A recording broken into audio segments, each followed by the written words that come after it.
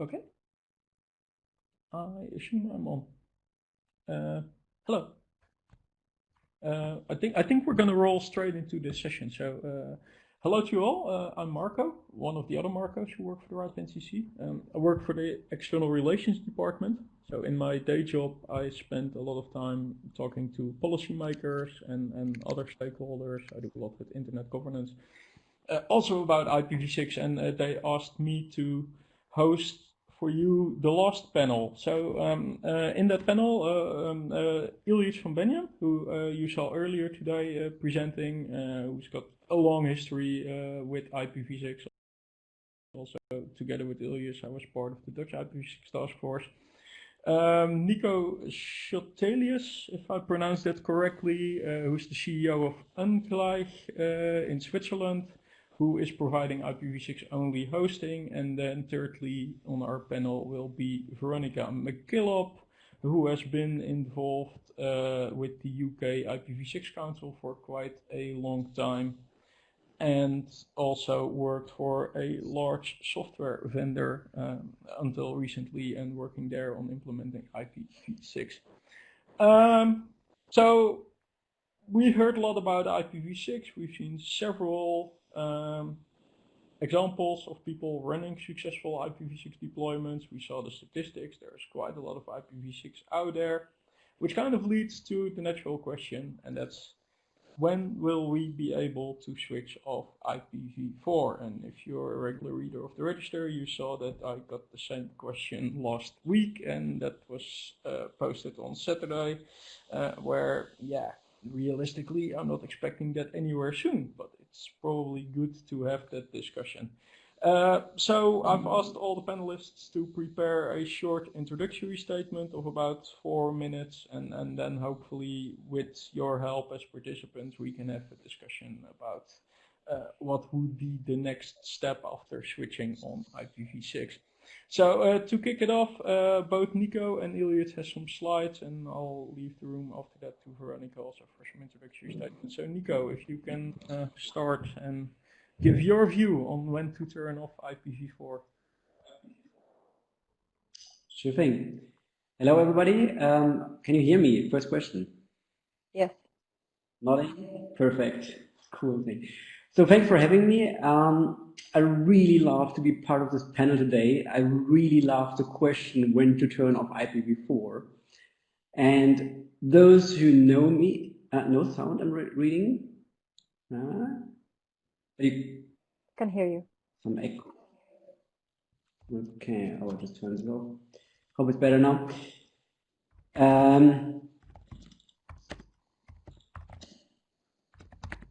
Okay, so different mixture here. Thanks for the feedback in the chat. I will just continue. I hope you can hear me. So when to turn off IPv4, it's a perfect question, and I'm really happy to be there with Veronika and Iljitsch today. And so my point of view is, you can probably already start today. So, but what does it really mean? And let me go a little bit back. We have had a lot of discussions and a lot of presentations today, and I think we have mostly already discussed it. But just a quick review, a quick summary again.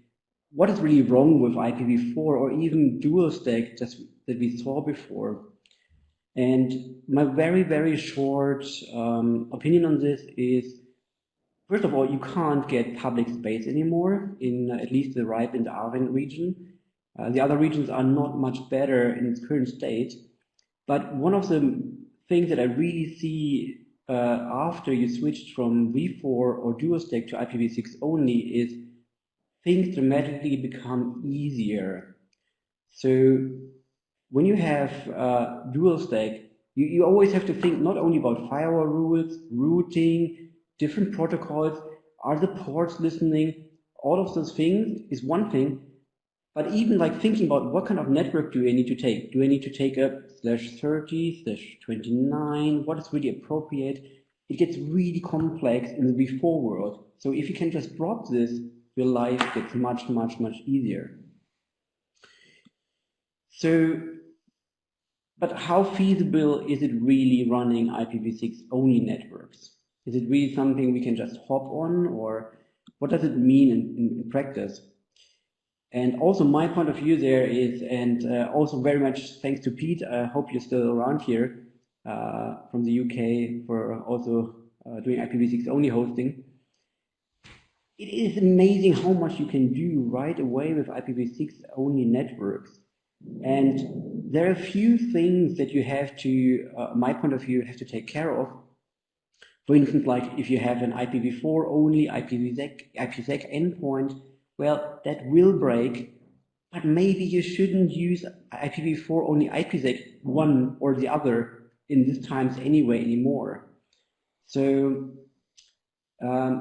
me right now, I'm sitting here in Switzerland in the middle of the mountains, and I actually have to do the pitch here. You can see out, and these mountains there are real.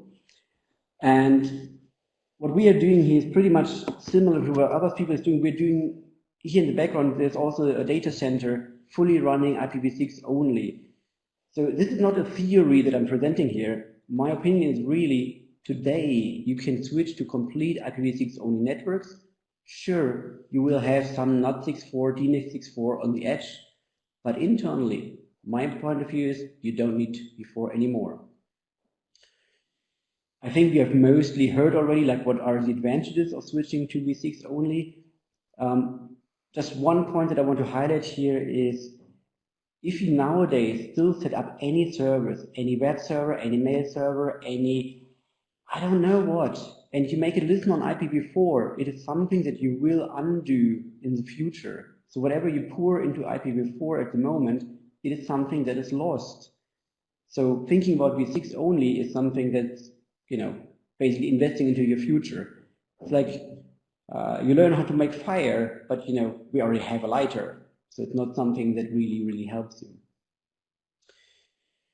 Coming to like a practical hint, and we've seen before also the transition technologies or the transition strategies, and there are a lot of them, and they are, I think they are fundamentally a lot of good strategies out there on how to approach this. And what I just want to show here is, what does it take really to turn off IPv4? Well, you need IPv6, you need your own block. You create your networking, you migrate basically everything away into your new networks, and then you shut down the networks. Sure, I mean, I don't want to debate it, like there are policies, there are hindrances, there are technology parts, always. But generally speaking, it is an easy thing to turn off IPv4. And in my point of view, we have played this game with IPv4 for long enough. And we are constantly here, we're also challenged by some hardware that didn't work. We're crashing the firmware with like open source firmware, with OpenVRT. Playing the IPv4 game is so much more of a hassle that even investing into like open source, patching hardware, patching firmware is much more future orientated and future proven than just going back and having all those things that distract you actually from what you really want to do. And what you really want to do is providing a network for your users. So my answer to this for today, to the kickoff, is you can turn off IPv4 right now, right today. And I'm actually speaking from an IPv6 only network here. So you certainly can.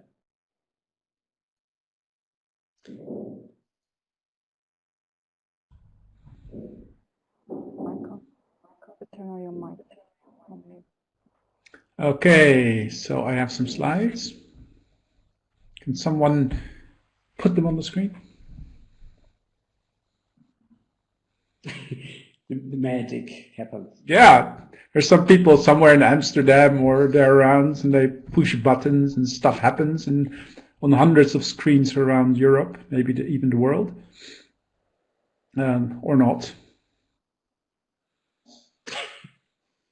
Is someone sharing the slides? Because otherwise I'll figure something out. Okay, I'll do it without slides.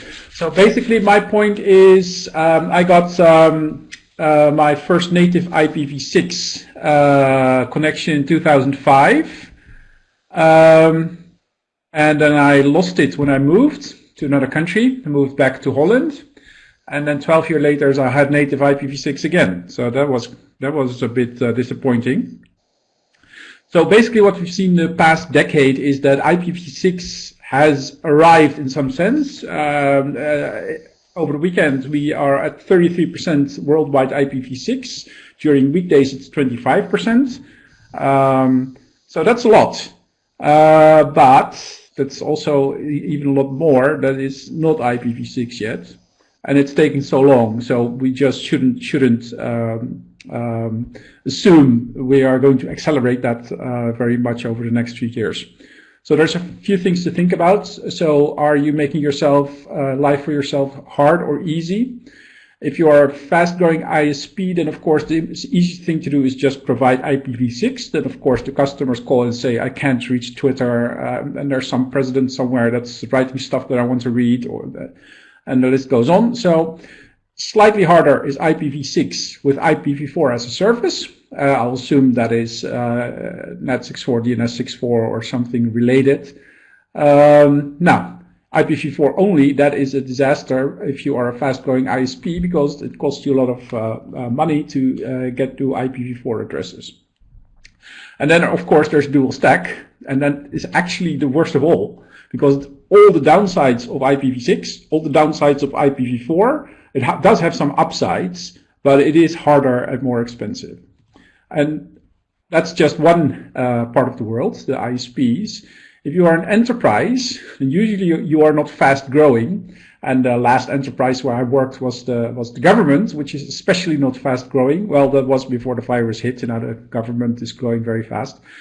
IPv4 only in enterprise is actually very easy because they got their addresses decades ago, so they already have them. But actually the real IPv4 problem in the enterprise is that all the overlapping private address space, especially when enterprises merge, it's a disaster. It takes so much time, it's insane. Full dual stack is basically terrible because you have all the complexities and annoyances of IPv4. Then you have all the difficult stuff where you have dependencies on external stuff that is way behind the times that won't do IPv6. So you have to solve them both for dual stack. So you don't want to do that. IPv6 only. Well, eventually when you get there, it's going to be great. But how do you get there? Sometimes you are here and you want to be here and there's just no path, no reasonable path to get from one place to the other. So basically for enterprises, I think the only reasonable thing for the next few years is mostly keep everything on IPv4 and add a little IPv6 where the IPv4 doesn't work anymore without going in completely because that is just too complex. And then you can see that this is the case because home IPv6 during the weekends is much higher than work IPv6 when we were all still going to work. So the difference is 8%, that is a lot. IPv6 as a service. Well, NAT64 is really good if you have an IPv6 client like a mobile phone and an IPv4 server. We'll translate that stuff, no problems at all, or maybe a few problems like we heard earlier today, but basically solvable problems. But the other way around, IPv6 only client, IPv4 only client, IPv6 only server, it's a disaster. It's not going to work. So the clients can move to IPv6 only, but the servers basically have to stay on dual stack, or at least move to dual stack and stay there for a long time, I think. And of course, then when you have these translators, you need them anyway if you're an ISP. You're not going to be providing IPv6 service without translators. So you might as well use them for the 20%, the long tail. But for the Disney Plus, the YouTube, Netflix, if those people stay on IPv4 only, then you have to translate all these gigabits of traffic, which costs a lot of money. So the ISPs are going to tell to these guys, you have to be dual stack because I don't want to translate all your traffic. And then there's the interesting thing that with all these happy eyeballs, actually the browser can switch from IPv4 to IPv6 in a few hundred milliseconds, while BGP doesn't even notice there's a problem yet. So if you want to be more robust, it's actually a pretty good deal to have one IPv6 connection, one IPv4 connection, and let the software switch between them without having to depend on the routing protocols. So actually, we might want to keep IPv4 around for a bit longer than we expected. That's my introduction. You Iljitsch. Thanks. Interesting again. I like that idea. IPv4 as a backup protocol. It's an interesting thought to keep in mind. Thank you all. Veronika, I don't think you had slides, but anything you want to add or say to introduce No. the session? Sure, yeah. I would just say at the beginning, thank you so much for having me. I really enjoyed the whole day. I've been watching since the morning and listening closely to what other presenters were saying. And I come at this from a slightly different angle because for quite a few years I've been, as you said, with one particular software vendor, and in that enterprise networking team I was working on basically enabling that whole network internally with IPv6-Only. And what we've come across, like, yeah, everybody here says like moving to v6-Only or even just the intermediate step of dual stacking, that's effort. It's like with everything, whatever you're going to roll out technology, you need to have that testing, piloting. You have to evaluate everything, put a lot of thinking and effort into it. But I would say the networks in general, especially on the enterprise side, are probably less complicated than on the ISP, because ISPs can have like multiple home CPE versions, models, etc., span different countries, different regulations, blah, blah. But what we've hit in that pilot phase, we basically found that it's really the applications which are the pain. And I know that 464X FLAT has been discussed here before as one of the possible tools to solve this. But I would say this needs to really go deeper if we want to get out of that crutch, having these supportive workaround technologies that are going to kind of make things eventually happen. I think it's within your environment, what you've got under control, or if you're dealing with your software vendors, it's about us going and asking them, please remove the dependencies in your code on IPv4. Because what we found was basically, even though the operating systems have IP version agnostic APIs, the developers just basically kind of like build on the old stuff and they never switch, so they use IPv4 only APIs or function calls. And so obviously like the OS vendors and everybody, they can do their bit and, educate the developer community around the world and say like, guys, this has been in our operating systems available for years, switch over, and I feel that at some point this messaging might start appearing in the public domain. But I would say it's definitely from the end user perspective, is the applications that matter, because no matter how beautiful the network is, no matter how well we design it, how quickly we can pass the packets, if in the end my application can't connect or my website doesn't load, I'm just gonna switch to something else, right? And I will not bother, or that means just the increased number of help desk calls. So I would say while the networks and the networking equipment is getting them in terms of readiness of supporting IPv6-Only, even though like not always on the management plane, right? So we have to again go and be the vendors. But I think guys who are in this forum and presented here, they are already doing this, which is great. So I hope that everybody who participated today, you're just gonna pick up that phone or send email to your vendors. But the application side is something that's where we need to pick up the fight, really. And even when it comes to your cloud software, be it security as a service, while your firewalls, VPN concentrators, all the physical hardware is capable actually of supporting IPv6, at least in dual stack, right? I'm not saying v6-Only always. The cloud solutions, and I'm not talking like AWS, Azure, Google. I'm talking like you've got whatever vendor X and their cloud security, whatever they are going to scan your traffic and make sure you're secure. They have not heard of IPv6 yet. But it's understandable that demand comes from the enterprise side. So again, this needs to be actively driven, and that's where we all play a role.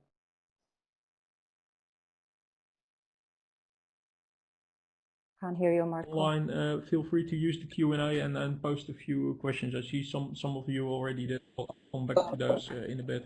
But I just want to just peel off a bit, not to pick on you, Veronika, but I kind of hear a mixed message throughout sort of today a bit and also in the last sessions where everybody says enterprise is kind of the easy bit. You've got a lot of control, and obviously you've got the applications to deal with, but at least you can probably dual stack because you already have your IPv4 there, so you can add IPv6.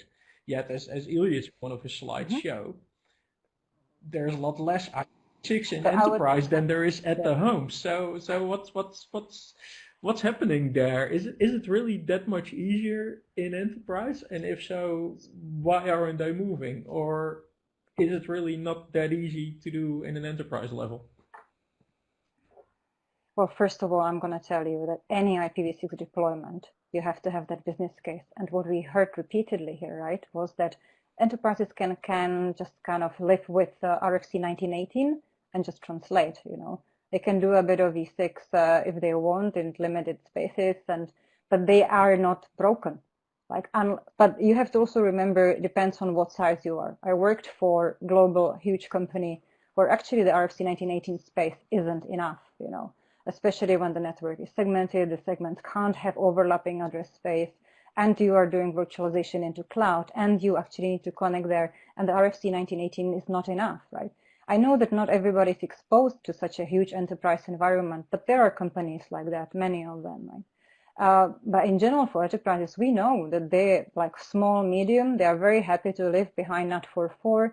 This V6 thing, yeah, maybe eventually they enable it for the public services simply because the internet around them is changing and the ISPs are moving to V4 as a service, right? So basically their user experience might be worse if they are accessing the V4 only web public services over IPv4 as a service only network, right? So that's what they might do. But internally, honestly, if you don't have a business case or a pinch, or you are not paying for those private IPv4 addresses, which they are not, they don't have any need to move. Usually it takes enlightened companies. Nico said today, I said some years in the future. Do you have a date for turning off IPv4? Personally, I don't. I would say that this thing will just keep going for at least another 10 to 15 years, right? But it then will be there as a long tail, you know, tailing off. But I think there could be external forces that could push the date closer. Like, for example, what Apple did when they announced the necessary support of NAT6.4, right? That all the apps have to exist environment and be able to communicate to NAT6.4.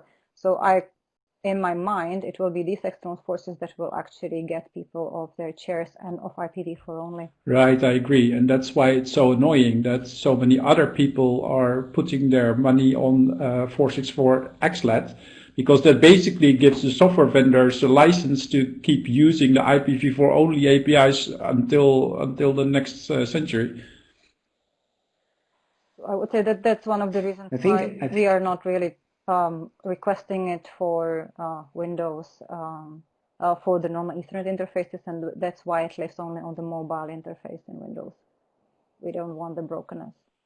I think just to jump in, because I mean, obviously I have to be the one pushing the different direction. I think what Veronika mentioned before and also in other topics is the application is also like one of the issues where I see where we still need to work on, like, because not everything is perfectly working in the V6 world there. But my point of view is a bit, we should probably more communicate, and this is also why I said we can turn off IPv4 today. My opinion is there, we should probably communicate that you can actually turn it off today, because for everybody who is not in an enterprise, or let's say any kind of company that's living happily in the RFC 1918 space, which is something like up to 200 employees, for instance, they can also happily live in the V6 only world.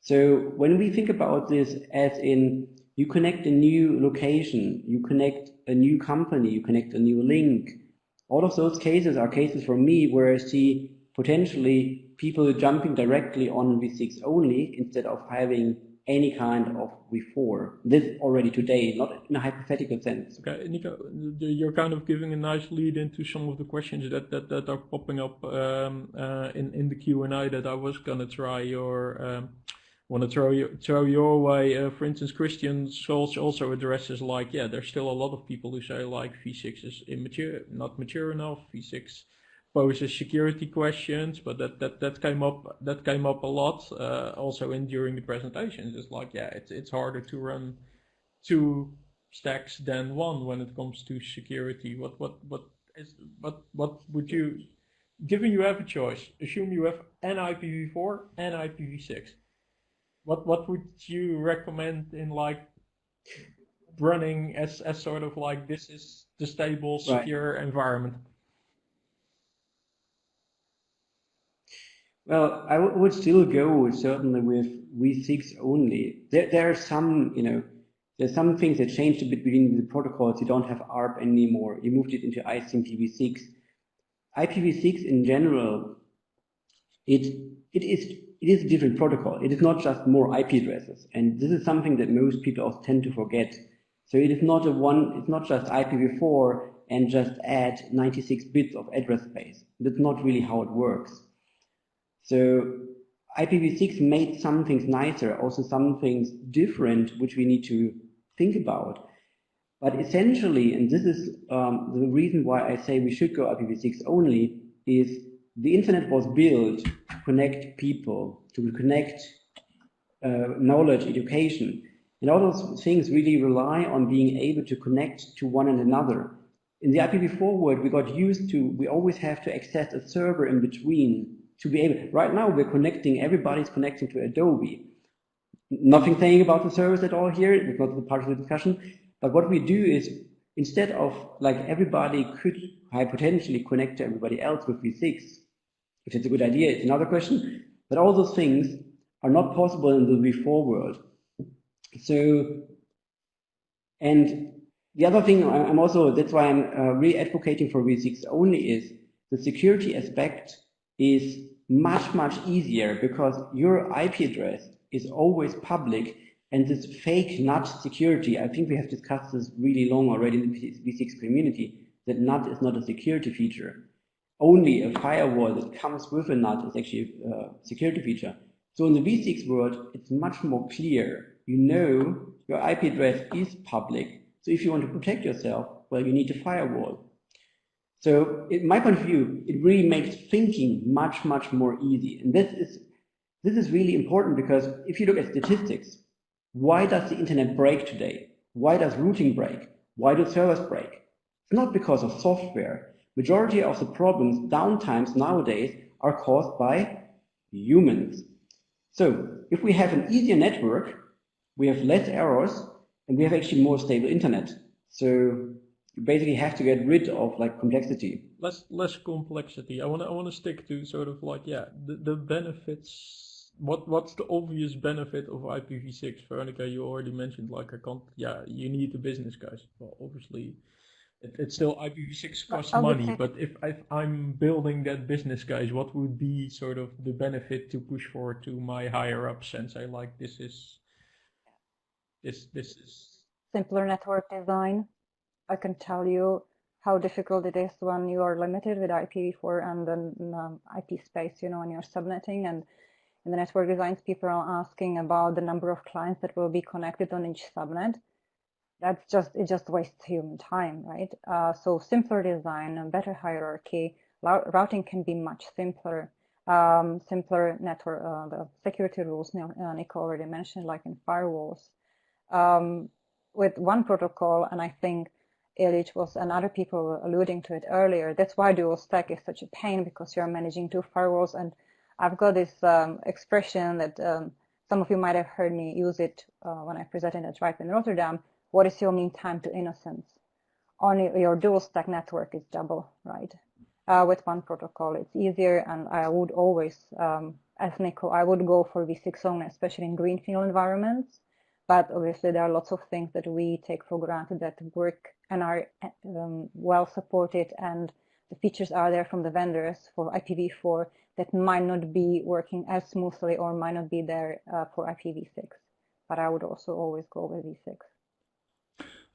If I can add to that, that's why I like the whole notion of IPv4 as a service, right? Because the network, like Nico said, has to be simple.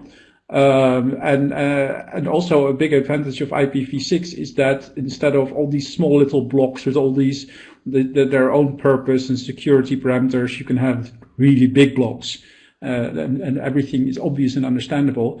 But you still need the IPv4. It's not going away today, unless you are Nico, of course. So he's going to turn it off later today.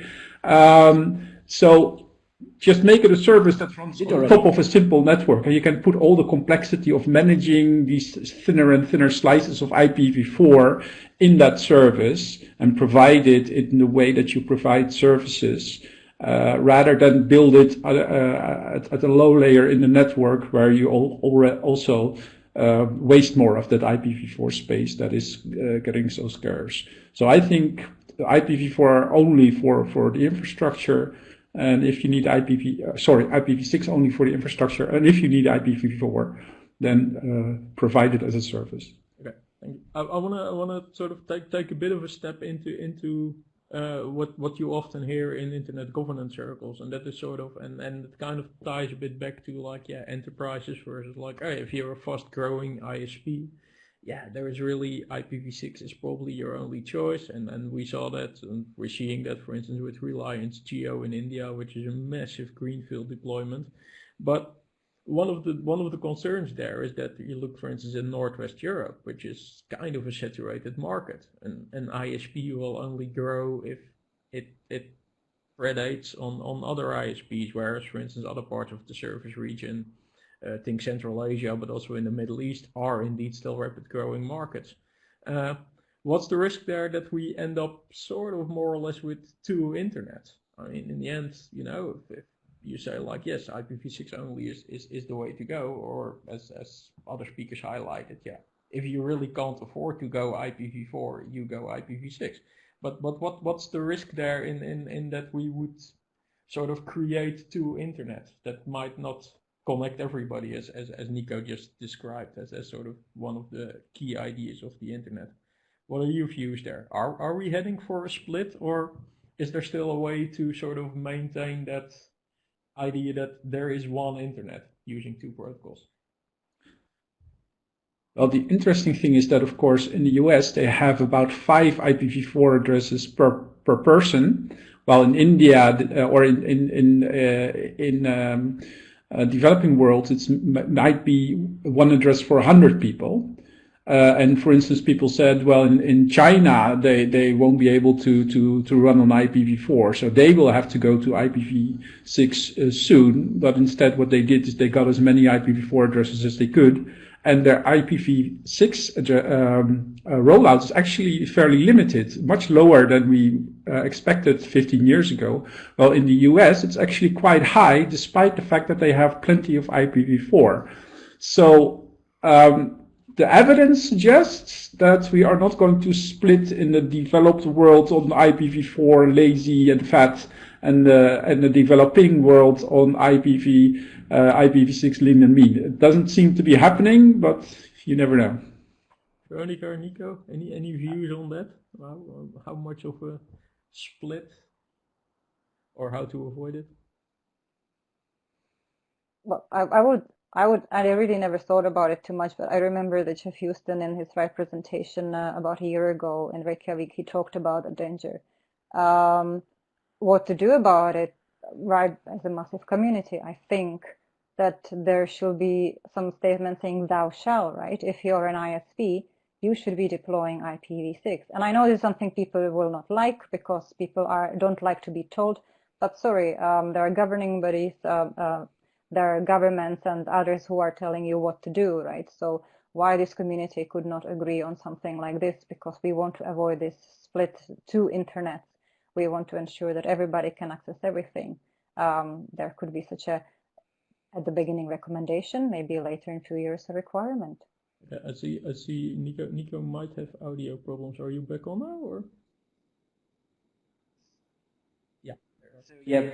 So actually, I do see already a bit of a split, and the split is not in the developing world scenario, but it is more in the, let's say, smaller organizations versus old organizations kind of view, where I see, especially in Europe, like a lot of smaller organizations really jumping on wanting to have IPv6, and that's not because I say it's cool, but it's really companies coming to us or in our community here, which say, well, I want to develop together with other people. I need V6. I want V6.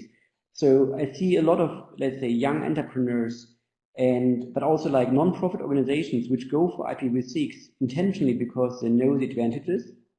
And on the other hand, like what Veronika mentioned before, like enterprises which are kind of lazy, and even education, like universities, which I don't want to mention by name, but which are like very high profile, and they are like, have a very good reputation. However, their V6 implementation lags very much behind. So it's not necessarily about development in terms of the country. It is much more about, I think, about innovation power within an organization or will to move. Because eventually, I think the whole discussion we are having today is basically, I always use this comparison, the diesel car versus the electric car discussion. Do we need to have electric cars? Well, or should we stay on diesel cars? Both drive, certainly, but there is a movement for people going towards electric cars, even though they are more expensive in some scenarios. So I see the same with IPv6, that there is a split net for those who move innovative and fast, and they can be fast, versus those who don't have to or don't want to move. This is more the split that I see. And I would say just a little bit to defend the enterprises, even though I would love to see them to support and enable IPv6, right? Because I was on that side for a couple of years. You always have competing priorities, and you always need somebody who is going to actively drive this from both sides, you know, top down through the management. So they actually prioritize this effort, and your engineering community needs to be up to date, needs to be trained, so they are confident when they're actually deploying this new protocol, right? Because it is new, even though it's over 20 years old. So it's new from their experience, design, you know, and mostly operations and troubleshooting. So I would say there's a lot of work, and we probably don't see it right now, but I'm sure there's like a silent wave that is building, and the enterprises are actually working on this more. But it's a human problem. Competing priorities, what is more important, security patches for your servers, or, you know, tinkering with some other protocol. Okay, yeah, thank you. Yeah, I see people there are several questions in the Q&A. Well, unfortunately, we're sort of near the end of the session and near the end of the day. I would like sort of as a wrap up, as a closing question, pick one of them. And Colin asked earlier, and that's something that was also on my mind, and that I was also discussing with a journalist from the Register earlier last week. Will there be a percentage where you would expect that people say, like, sorry, it's no longer worth it to support IPv4, and basically sort of a larger operator saying, like, no, sorry, I'm just sort of, I'm going to be IPv6 and that's it. No more net, no more translation, call it quits. Would there be such a threshold, and where would you expect that threshold to be? And I'm going to use that sort of as the wrap up for this session. So maybe in the same order.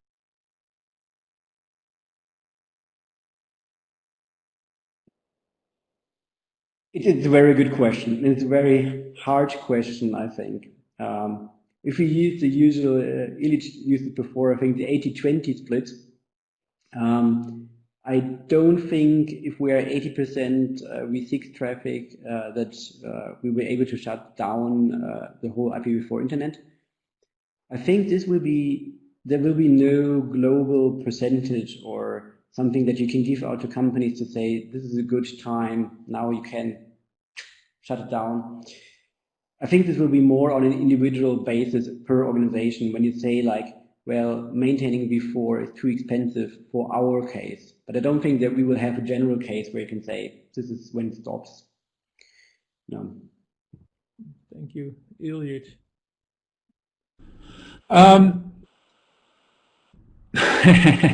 Well, I have a nice slide about that, and it doesn't show any Flag Day. Although I did see it's actually Flag Day later this week, so I'm not sure what's up with that.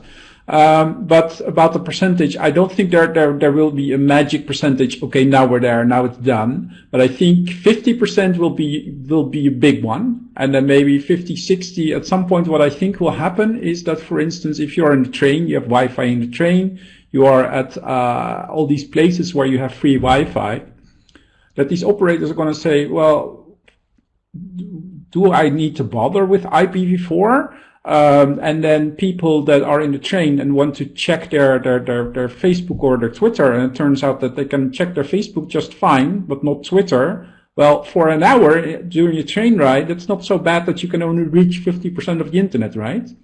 And then Twitter is going to realize, wait, all these people in these trains, they cannot visit us, but they can go to the competition, and that, I think that will get the ball rolling.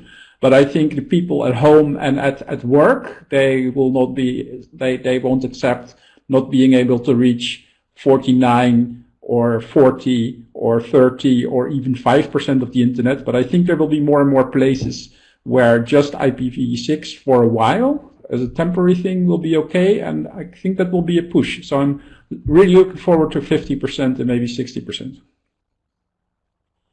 Yeah, thank you. As I see a comment in the Q&A, I'm not sure whether that's related to this, but until we have a massive hack or incident, that might also be a trigger event. IPv4 or IPv6 hack? You have any thoughts on when we what the expectation here? Will we get to?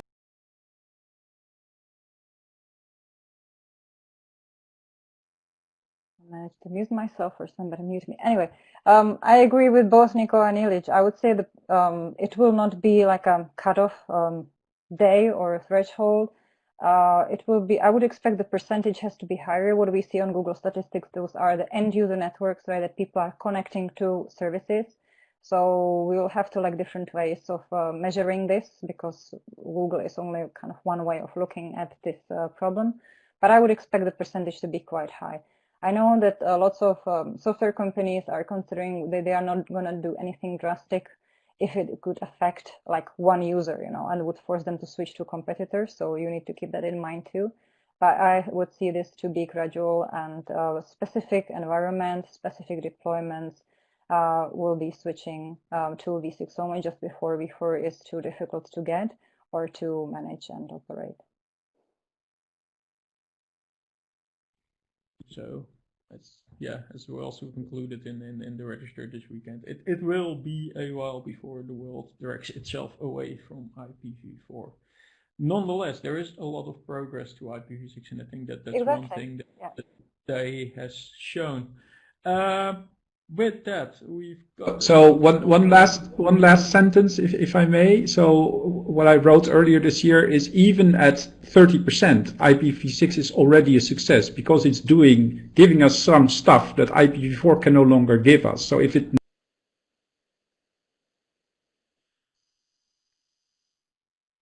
That's certainly a way to view it. IPv6 has brought a lot, and that's, yeah, we kind of also discussed there is benefit to deploying IPv6. There are still a lot of unanswered questions. I hope either you can connect to the speakers directly, or for instance use the RIPE IPv6 working group mailing list to have further discussions about this. Of course, you can just subscribe and then voice your opinions, ask questions. We're there to help, and so are many people in our community. With that, as we're nearing the end, I would like to thank all the presenters and all the panelists, especially for this panel, Nico, Veronika, and Iljitsch. Thank you for your time and thoughts, but also, of course, all the presenters throughout today, my colleagues also who have been helping behind the scenes, Pedro, Gerardo, Evelyn, trying to make this work. I know Adobe isn't always the easiest to work with, so apologies for any technical difficulties. We have recorded everything, so we will put it online. I assume that we will also put the slides online. So with that, and the last thing I saw, maybe your colleague can tell me what the max number was. When I last looked, it was 300 and something attendees, so it was a well-attended event. Thank you all for watching this, learning this. Keep up the good work. And of course, if you need help with IPv6 or you need training, come to ripe.net. We have pointers there. We've got a lot of training material. We can help you, and so does everybody in our community. Thank you for watching, thank you for listening, and hope to see you soon online across IPv6. And if my colleagues say if I forgot anything, then now is the time. Otherwise, thank you all. Thanks, Marco. Have a good afternoon. Thanks for organizing. Have a good day.